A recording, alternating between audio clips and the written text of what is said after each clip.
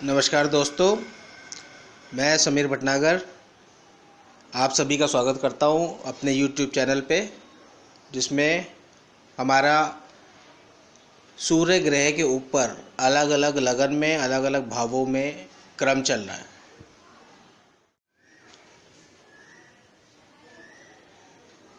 मकर लगन की कुंडली में सूर्य अष्टमेश होता है और अष्टम भाव जो होता है वो कुंडली में अच्छा नहीं माना जाता है।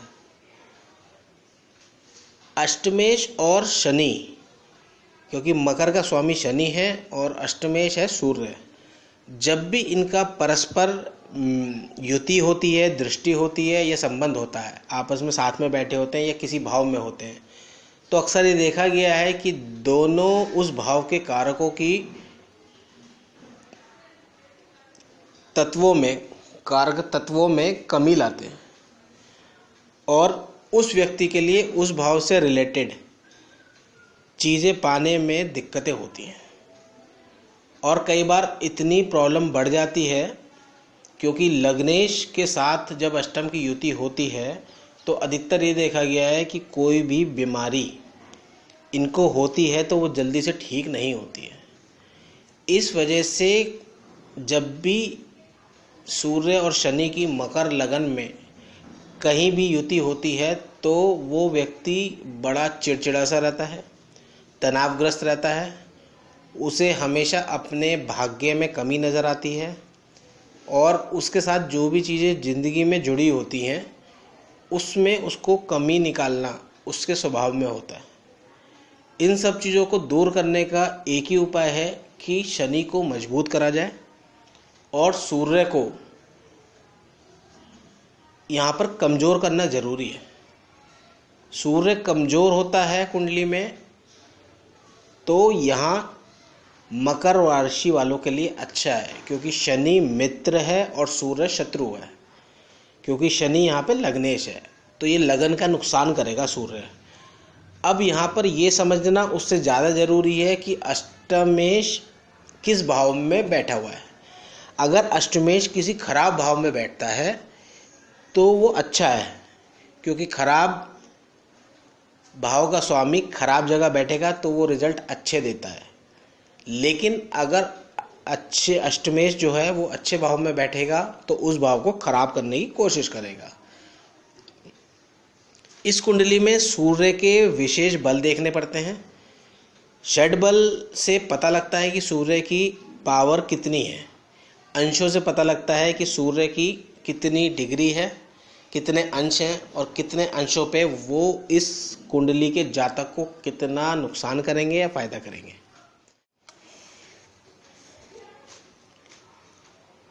मकर लगन का स्वामी शनि है और यहाँ पर शनि जो है वो सूर्य से शत्रुता रखता है। सूर्य इस कुंडली में अष्टमेश का होता है। अष्टमेश का होने से अगर सूर्य लगन में बैठता है तो पाप ग्रह के रूप में फल अधिक करता है।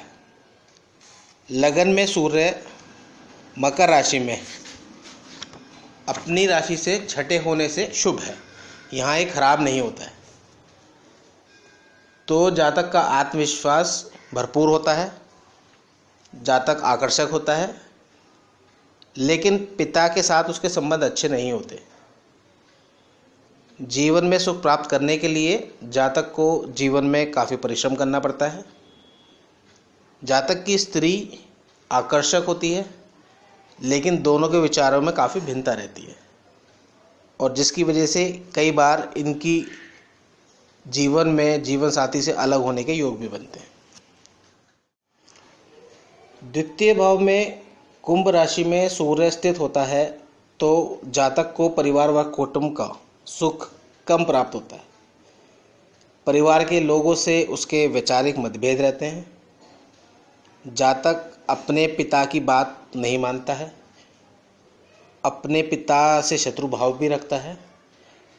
आर्थिक स्थिति बहुत कमज़ोर होती है और अधिकतर वो अपनी वाणी से हर किसी को अपना शत्रु बना लेता है, क्योंकि उसकी वाणी कटु और कठोर होती है। ऐसे जातक में कम उम्र भी देखी जाती है और जातक की मृत्यु गर्मी या अग्नि दुर्घटना का शिकार होने से होती है। तृतीय स्थान में सूर्य अपने मित्र की राशि एवं अपनी स्वराशि से अष्टम में हमेशा फलता ऐसे जातक को मित्रों का और भाइयों का सुख बहुत अच्छा रहता है। जातक पराक्रमी होता है, पुरुषार्थी होता है। ऐसे जातक की पिता एवं माता से व बड़े भाइयों से बहुत अच्छी बनती है।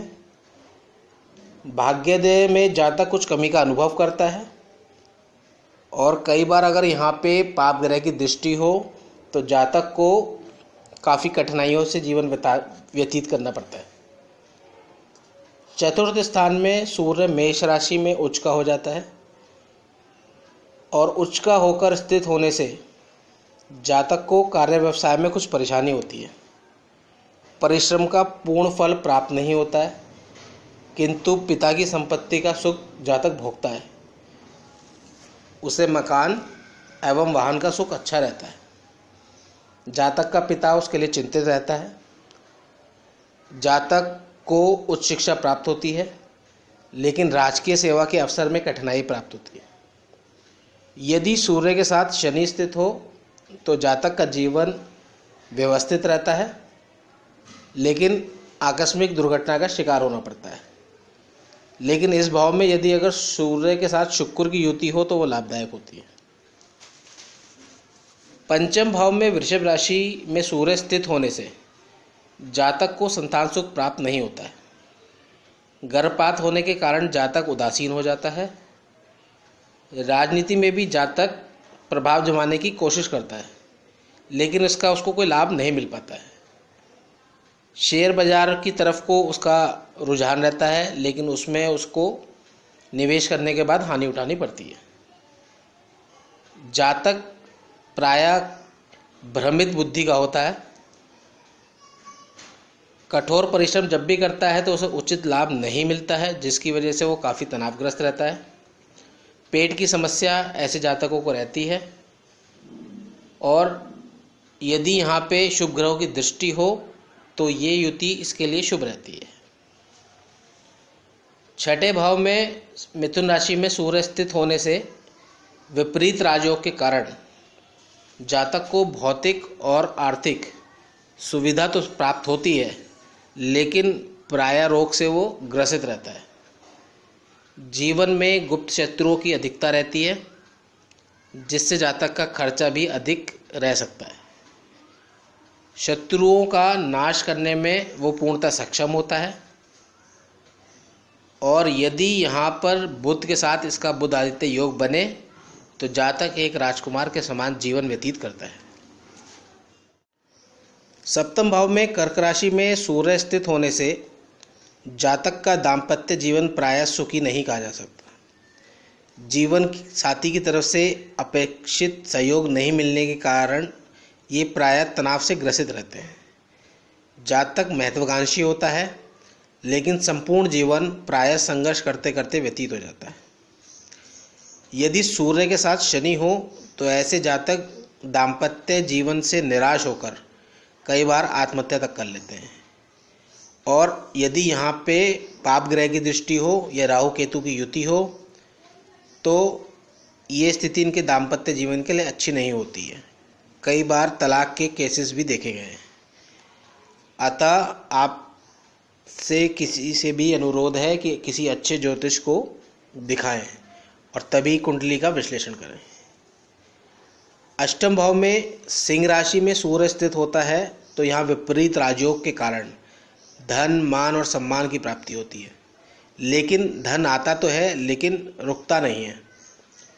जातक को नेत्र विकार होता है और उसकी वाणी कठोर होती है। जातक दीर्घायु होता है और पिता से उसके विचार मिलते हैं। यदि यहाँ पर सूर्य के साथ शनि की युति हो तो वो व्यक्ति आँखों के दोष से कई बार काणा तक होता है और उसे अकस्मात दुर्घटना का शिकार भी होना पड़ता है। नवम भाव में कन्या राशि में सूर्य स्थित होता है तो जातक का भाग्योदय अत्यंत कठिनाई से होता है। जातक भाग्यशाली नहीं होता है, किंतु पराक्रम से वो प्रबल पराक्रमी हो जाता है। माता पिता एवं भाई बहनों से उसके विचार मिलते हैं। जातक धर्म दान पुण्य में विश्वास नहीं करता है, और यदि यहाँ राहु केतु की युति हो तो वो अस्थिर विचारों वाला, चंचल मन का, शांत स्वभाव का एवं पिता का विरोध करने वाला होता है। दशम भाव में तुला राशि में सूर्य स्थित होता है तो जातक को राजकीय सेवा प्रायः नहीं मिलती है, लेकिन यदि सूर्य वर्गोत्तम हो या नवमांश में उच्च का हो तो राजकीय सेवा प्राप्त होती है, पर सेवा निम्न ही रहती है। राजकीय कार्यों में हानि की संभावना प्रबल रहती है और राजकीय लोगों से उसका टकराव उचित नहीं होता है।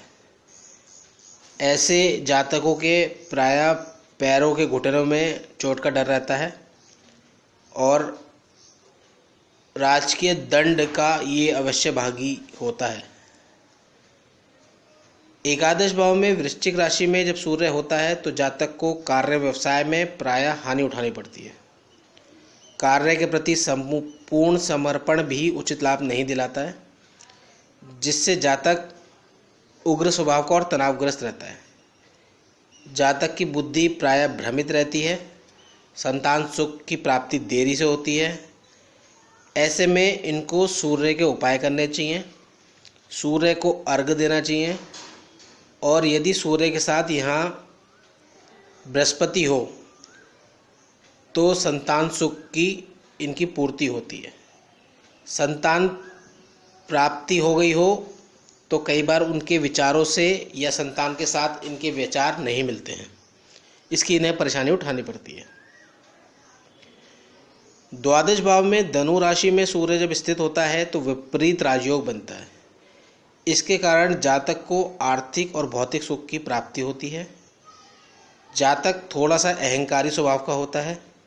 इसके गुप्त शत्रु बहुत होते हैं और जातक का वो नुकसान तो नहीं कर पाते, लेकिन जातक जब उनको नाश करने की सोचता है तो उनको नाश करने में पूर्णतः सक्षम रहता है। जातक खर्चीले स्वभाव का होता है और खर्च करते समय उचित अनुचित का विचार नहीं करता है, और आँखों की समस्या इसको अवश्य होती है। कई बार इस पीड़ा की वजह से इनके चश्मा जल्दी लग जाता है। इसलिए जितने लोग मकर राशि वाले हैं और जो लोग अपनी कुंडली दिखाना चाहते हैं वो मेरे व्हाट्सएप नंबर पे या ईमेल आईडी पे अपनी डिटेल्स भेज सकते हैं, और अपनी कुंडली का विश्लेषण अगर कराना चाहते हैं तो मुझे डिटेल्स भेज सकते हैं। दूसरी बात मैं आपको ये कहने वाला हूँ कि जो लोग मेरे चैनल से लगातार जुड़े हुए हैं, जिनके कमेंट्स मेरे पास रेगुलर आ रहे हैं, उनसे सभी से रिक्वेस्ट है कि अपने ग्रुप में मेरे वीडियो शेयर करें, ताकि जिन लोगों को टेक्निकल पॉइंट समझना है वो समझ सकते हैं, और जो पर्सनली पूछना चाहते हैं तो वो मुझे ईमेल कर सकते हैं, क्योंकि सभी लोगों के फ़ोन कॉल्स अटेंड करना और सबको समझाना थोड़ा सा समय अभाव रहता है। इसलिए आप सभी से गुजारिश है कि आप जो भी कार्य करें उसमें पूर्णता होने की कोशिश करें, और जो चीज़ समझ नहीं आ रही है वो आप मेरे को ईमेल कर दें या व्हाट्सएप कर दें। मैं अपनी तरफ से कोशिश करूंगा कि आपको जल्द से जल्द उसका उपाय या उससे रिलेटेड प्रॉब्लम का सॉल्यूशन मैं आपको जल्दी से जल्दी भेजूं। इसी के साथ दोस्तों, आज का ये सूर्य ग्रह मकर लगन के लिए हम यहीं पे समाप्त करते हैं, और कल हम चर्चा करेंगे कुंभ लगन की, जिसमें सूर्यदेव कैसे फल प्राप्त देंगे अलग अलग भावों में। इसी के साथ दोस्तों, नमस्कार, धन्यवाद।